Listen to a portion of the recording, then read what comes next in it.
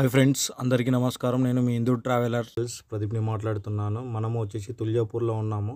ఈ తుల్జాపూర్ వచ్చేసి మహారాష్ట్రలో ఉన్న వన్ ఆఫ్ ద టెంపుల్. ఇది వచ్చేసి శక్తిపీఠాలలో 51 శక్తిపీఠాలలో ఇది వన్ ఆఫ్ ద శక్తిపీఠం. ఇక్కడ అమ్మవారిని తుల్జా భవానిగా పిలవడం జరుగుతుంది. అలాగే టెంపుల్ యొక్క చరిత్రను మరియు టెంపుల్ యొక్క టైమింగ్స్, అలాగే ఛత్రపతి శివాజీ అమ్మవారిని ఏ విధంగా పూజించారో తెలుసుకుందాం. హైదరాబాద్ దంపల్లిలో రాత్రి 9 గంటలకు విజయపుర ట్రైన్ ఎక్కి అందరికీ శుభోదయం. మార్నింగ్ 5 అవుతుంది.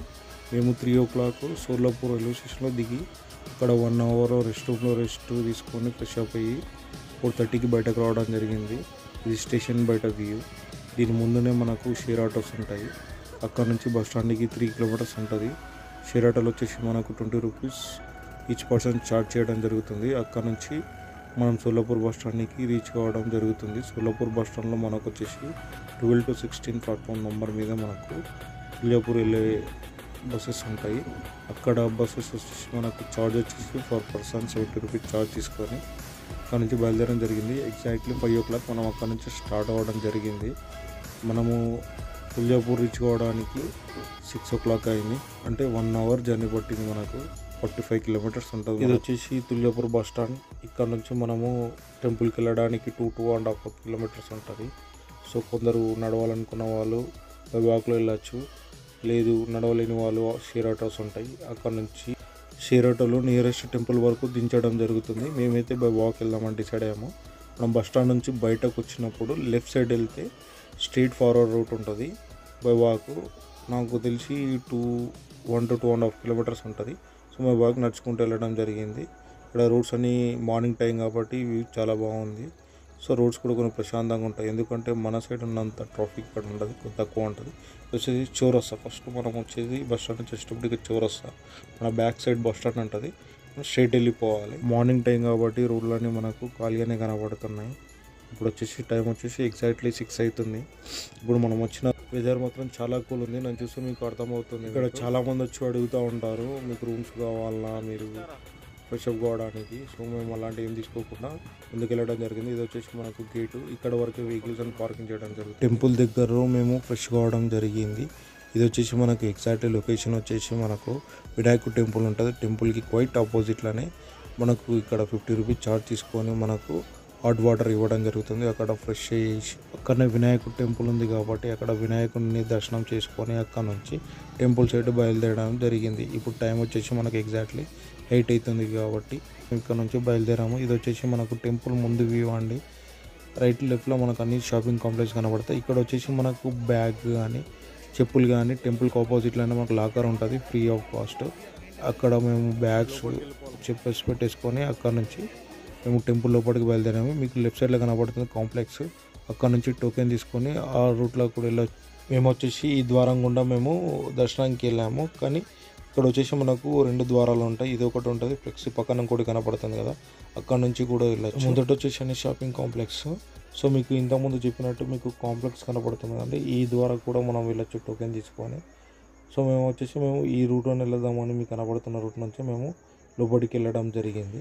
మేము ఇక్కడికి డిసెంబర్ మంత్లోని పౌర్ణమి రోజు రావడం జరిగింది. ఆ రోజు చాలామంది జనాలు ఉన్నారు, ఎందుకంటే ఇయర్లీ లాస్ట్ పౌర్ణమి కాబట్టి.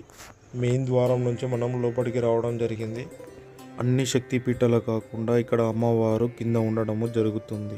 అష్టదశ పీఠలో ఒకటైన తుల్జాపూర్ భవాని నవరాత్రి వేళల్లో దర్శించి తరించవలసిందే. ఈ సమయంలో ఆమెను చూడటానికి 2 కళ్ళు చాలవు. ఇదే విధంగాక ఛత్రపతి శివాజీ సమర్పించిన 101 బంగారు నాణాల దండ ప్రత్యేకంగా అలంకరిస్తారు. ఆలయం చూడగానే పరవశానికి లోను కాని వారుండారు. ఎత్తైన ప్రకారాలతో రాతి కట్టడాలలో ఓ కోటలోకి అడుగు పెడుతున్నంత అనుభూతి మనకు కలుగుతుంది. ప్రధాన ద్వారం గుండా ఆలయంలో ప్రవేశించగానే ముందుగా మనకు కనిపించేది గోముఖ్ తీర్థము. మెట్ల మార్గంలో దిగుతుంటే ఈ కుండము మనకు కనిపిస్తుంది.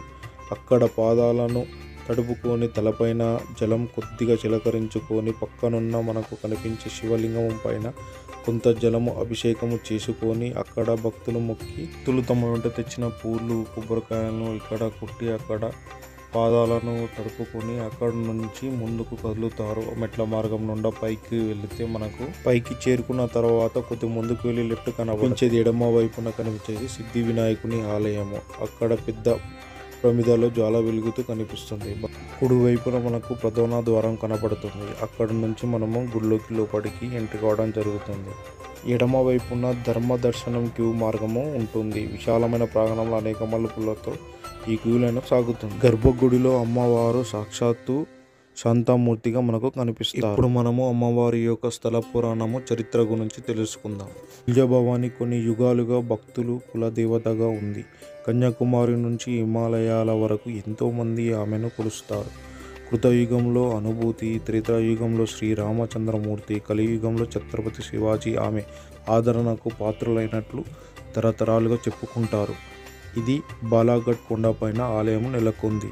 రాష్ట్రకూటులు లేదా యాదవుల కాలం నాటి ఈ ఆలయం అంటారు. 17-18 శతాబ్దం నాటిదని చెప్పేవాళ్ళు. స్కంద పురాణంలో తుల్జభవాని తొలి అవతారాన్ని సంబంధించిన ప్రస్తావన ఉంది. కృతయుగంలో ముని కర్తమ భార్య అనుభూతి యమునాచల్ బాలాఘట్లో దీర్ఘ తపస్సు చేయసాగింది. కుకుకర్ అనే రాక్షసుడు ఆమె తపస్సును అవరోధము అంటే భంగము కల్పించి ఆమెను అవమానపరిచాడు. దీనితో ముక్తి కోసము అనుభూతి దేవి భగవాన్ని ప్రార్థించడంతో ఆమె ఆయుధాలను ధరించి వచ్చి యుద్ధంలో రాక్షసుని కడతీర్చింది.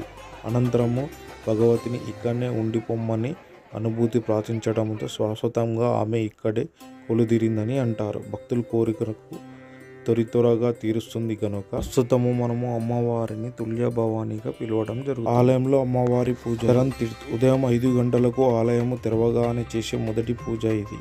ఆ తర్వాత అమ్మవారికి నైవేద్యం సమర్పిస్తారు. అభిషేకం సాధారణంగా ఉదయం 7 గంటలను ప్రారంభమై మధ్యాహ్నం 12 గంటల వరకు ముగుస్తుంది. అలాగే సాయంత్రం 7 గంటలకు స్టార్ట్ అయ్యి రాత్రి 9 గంటల వరకు ఈ కార్యక్రమం చేస్తారు. పైన కనబడుతున్న వీడియోలో గుండ్రటి రాయి కనబడుతుందని చింతామణి రాయి. దీని చరిత్ర గురించి చెప్పాలంటే తుల్జభవాని ఈవెనలకి ఛత్రపతి శివాజీ తరచుగా ఆలయాన్ని దర్శించేవారని ప్రతిది. ఆలయంలో శంకునవంతి అన్న పేరుతో పిలిచే ఓ గుండ్రని రాయి ఉంది. ఇది ఒక అద్భుతమైన రాయి అని ప్రజలు నమ్ముతారు. ఈ రాయిపై చేతితో గట్టిగా అదిమి పెట్టి ఓ ప్రశ్నను అడిగి దాని అవునా కాదా అని అడిగితే ఆ రాయి స్పందిస్తుంది. సమాధానం అవును అయితే రాయి కుడివైపు తిరుగుతుంది, కాదు అని సమాధానమైనట్లయితే ఎడమవైపు తిరుగుతుంది. ఒకవేళ రాయి ఎటు కదలకుండా స్థిరంగా ఉన్నట్లయితే అనుకున్న పని కాస్తంత ఆలస్యంగా పూర్తవుతుందని అర్థం. ఇవన్నీ భక్తులు నమ్ముతారు. అంతేకాదు ఛత్రపతి శివాజీ సైతం ఏ యుద్ధానికైనా వెళ్ళే ముందు చింతామణి వద్దకు వెళ్ళి తాను సమరానికి వెళ్ళాలా వద్దా అని ప్రశ్నించేవాడంట. చింతామణి తర్వాత మనకు దర్శనమిచ్చేది జమదర్భఖానా ఖజానా. అమ్మవారు నగలన్నీ ఈ జమదర్భఖానాలో భద్రపరచబడతాయి. ఈ నగలన్నీ ఉత్సవాల సమయంలో అమ్మవారికి ధరింపజేస్తారు. ఈ నగలలో 108 విగ్రహాలు పొదిగిన బంగారము గొలుసు నాటి రారాజు ఛత్రపతి శివాజీ అమ్మవారికి బహుకరించింది కావటం విశేషం. అలాగే ఇక్కడ అమ్మవారిని దర్శించుకోవడానికి మనము సర్వదర్శనం గుండా ద్వారం వెళ్తే మనం అమ్మవారిని దగ్గర నుండి చూడడం జరుగుతుంది. అలాగే గర్భగుడి సమీపంలో పలంగా పిలవబడే వెండితో తయారు కాబడ్డ మంచం ఒకటి కనిపిస్తుంది. అమ్మవారు ఈ మంచముపై నిద్రపోతాదని భక్తుల యొక్క విశ్వాసం. ఇక ఈ మంచం ఎదురుగా మహాదేవలింగము కనబడుతుంది.